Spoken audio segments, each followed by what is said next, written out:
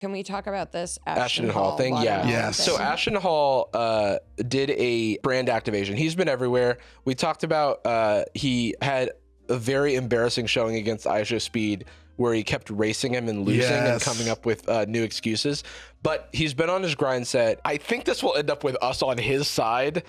Well, I actually don't know. Yeah. I don't know because he was asked to do a like brand activation for Glenn Powell's new movie, The Running Man, I think it's called. And you know who runs in his content is Ashton Hall. Right. Yeah. So they tapped him. Makes He's a guy of the sense. moment. Yeah. Also, it's like a little bit past the moment where you'd call them for like a morning routine bit. If you Yeah. saw a brand, if you saw like Walmart wanted to do a like morning routine ad, you'd be like, all right, just on time, Walmart. But I've heard bad things about this commercial or whatever bit he did. So can we pull that up?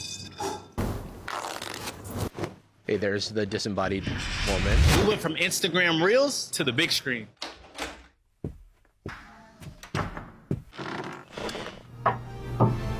What? That's crazy. Okay, so I heard that there was chicken and watermelon involved. I was not expecting it to be randomly shoehorned into the end. Yeah. So my big thought here is I think that our first, so you know, y'all are, you know, the Sad Boys universe homies, and our first foray into Ashton Hall was like, what was he doing? What is the thought? And there was like this idea floated that, you know, his content before the morning videos were just regular workout content, and he was doing regular trends. He was doing all of the TikTok trends, and then eventually he did this morning workout thing that blew up, and it was because of its ridiculousness that it blew up. And so I do think y'all were right in the sense that someone got involved, helped him market, and of that same outrage thing, they knew that the running stuff was getting old, that what's something new? Oh, what if he has this ridiculously racial meal that is not served in this theater? I don't think that they serve. Right, it's like, okay, there's a lot of things here, right? Okay, so first of all, the ad could have ended without this scene and it would have had the same effectiveness. So that's always a failure. Yeah. This is like, has to be purposeful rage bait because he posted it himself. I thought it was, you know, like when I heard about this, I thought it was something that they set up for him, but I no longer think that because in what universe does the brand manager at whatever marketing firm suggest something like this? Because it doesn't have any connection. Well, I don't know what the Running Man movie is about. Can I talk to you about the movie? Yeah. So this is actually based on a novel by Stephen King, a 1982 novel, and there was actually a 1987 film starring Dennis Arnold Rodman. Schwarzenegger. And Dennis Rodman, I remember. Yeah. So the remake is directed by Edgar Wright, stars Glenn Powell, Josh Brolin, Coleman Domingo. Okay. I love him.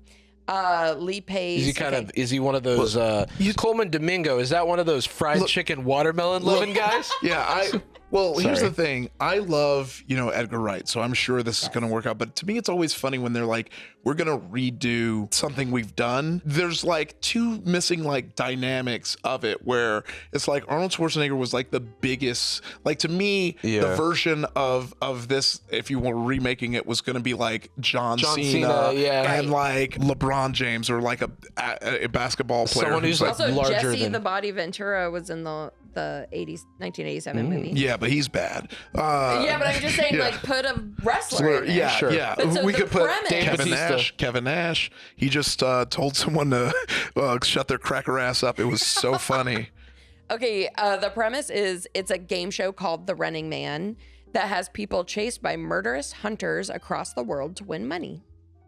It's a dark comedy. So where does the watermelon and chicken come in? Not a thing. Got it. Well, it's like the whole concept is it's this dystopian future where somebody like is down on their luck, and so it's like it's essentially it's like Squid Game. It's like Squid Game before Squid Game. It did that. So for me, it's like once again Edgar Wright. You know, I like Edgar Wright. I love Edgar Wright.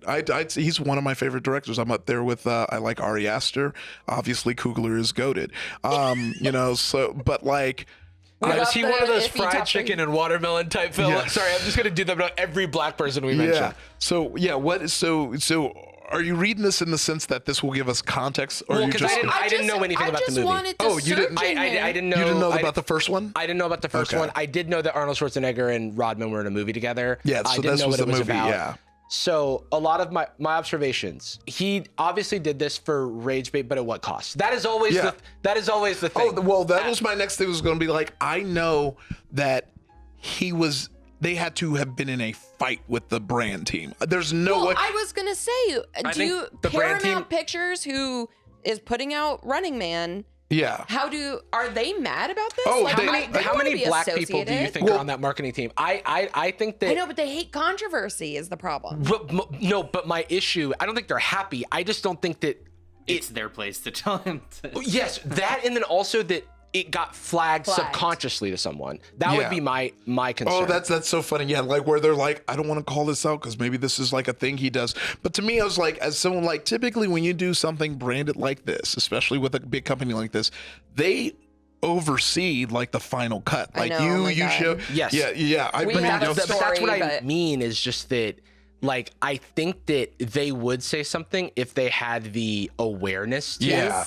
But I actually just don't think that anyone in the room it didn't click in their heads. It did not clock to them that he was standing on business. Okay, sorry. The other observation. Here's the thing that should have clocked to them. Yeah. Why is Ashton Hall walking into an empty movie theater? Yeah. An empty movie theater to see our brand new movie? It should be packed. It should be packed. He should have had to wait in line. Yeah. Well, because I'm sure like were able to subvert those notes by being like, that's just the aesthetic. He always is alone in his like ventures. Sure. But like, it is like, because it's like, and here's what they probably responded, because Ashton Hall rents out the whole movie theater. Oh, yeah. Like, okay, I'm with that. I'm with that. I didn't.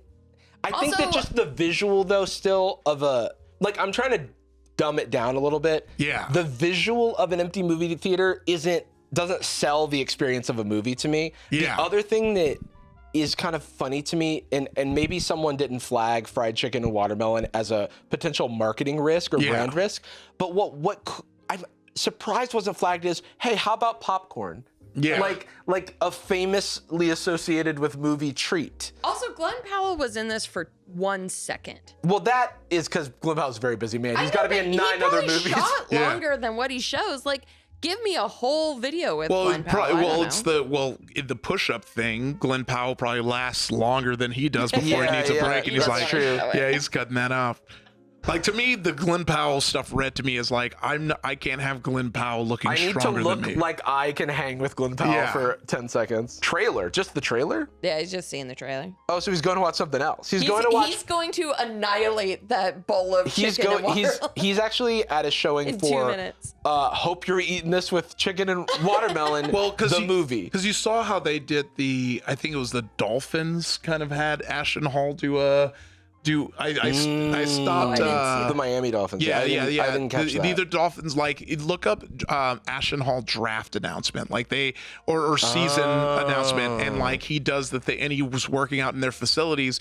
But when I saw that one, I think that's when I felt sad because remember he tried to make it to the league and that didn't. Is interesting. And that is interesting. It was like you some may look at that as a win, but if I got to like hang out at my crush's bedroom, you get a tour, and then I leave, I think I wouldn't be excited about that. At the end of the day, though, the thing I'll say about this is that like Ashton Hall brought this upon himself because the effectiveness of the ad was not it improved by the choice at the end. Well, yeah, it was that's true. And it's another thing that it's like it gets more awareness and engagement, but what it creates is a negative brand association, which is what no one wants. Who's paying money to get a thing? And by the way, who cares about the people paying money to get a thing? It's just a stupid thing for him to do. Yeah, no, you're very right. Oh, is it the Jaguars? Yes, it's Jaguars. Yeah. So this was what released a little while. I didn't send it to you like I normally do because I was like, it's funny that they have the unbranded Saratoga, because they're not about to pay them. Interesting. See, that's a little bit of rage bait, right? That's not a special waterproof sock that NFL players use. That was a normal sock. But he's like doing all the things that made people like angry, which I like. I kind of respect because he's like, all these things you said I was dumb got me this, and I'm like, hey, sure, hey, I'll give respect where it's due. Thank you.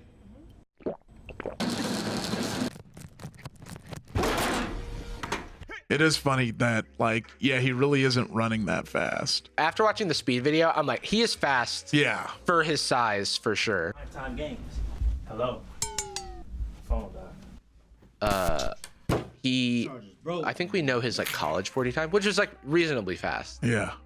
But it is For a a football bummer player. that you tried to get into the NFL and you end up just doing a commercial for them. I think, and I'm not even just playing devil's advocate, I think that he's still getting paid. Yeah. And you definitely don't turn down the job, and he showed up for work and did it. I'll give him his flowers for you scroll down at the comments, and now I have to talk about my biggest pet peeve. Just like, it annoys me when like people see someone like globally, like everyone's like, this guy's dumb, this is silly, and then when the brand deals naturally come around, they're like, see, the haters, they were wrong. I was like, no, like it doesn't make it less dumb. No, just absolutely. because you're like, to me, that's the problem with capitalism. It's like, but also I like to give the full disclosure in conversation, but since we're recording, this is like a active premise that I'm doing as stand-up. Like, we just need to be fine with like something being weird. Like, you know, like to me it's like, yeah, like I didn't like it, it wasn't for me. I don't care that he gets like money for that. I'm happy. I said, the whole time I was here I was like, black man make money.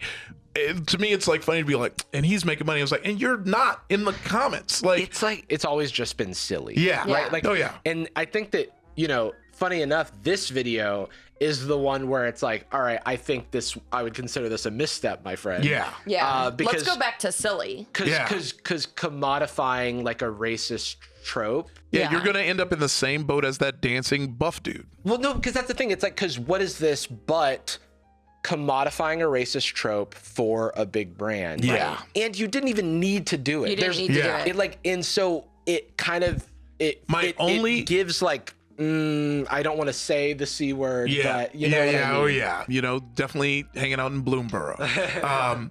But I like, to me, I wonder if, because it always seems like he likes to like tag on stuff that people were like ragging on him for, and I wonder if in a earlier video he had chicken and watermelon, people were like, why are you eating that? And so he's doing it in this big brand video, kind of in the same way he did the banana peel to be like a fuck you, where it's like, you thought I was dumb for doing this on my own, watch me do it with this big brand. So I think I might have solved it. Cue the Death Note music. I wouldn't be surprised if we go back to one of his earlier videos and he is eating chicken and watermelon. Yeah, you think this is part of his lore? It's like a callback. It's one of the the same way he was like, I'm thinking 100 million. You know, everything. It's like, if it's a callback, I'm like, my first thing is like, does that change my opinion? Yeah. And it's like, yes and no. I do think that if you're doing an ad like this, especially a lot of times brands will boost it.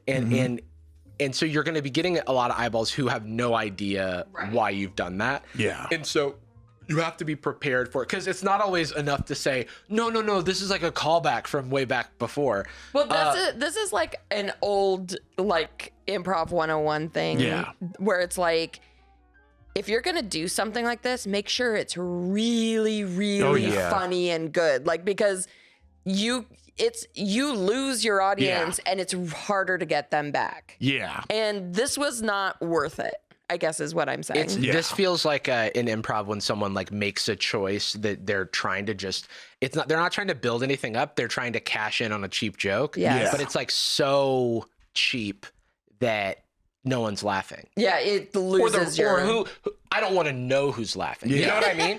Right? Because in the big year of 2025, who's laughing at this? Yeah, we don't want. Right. Do you want that audience, Ashton?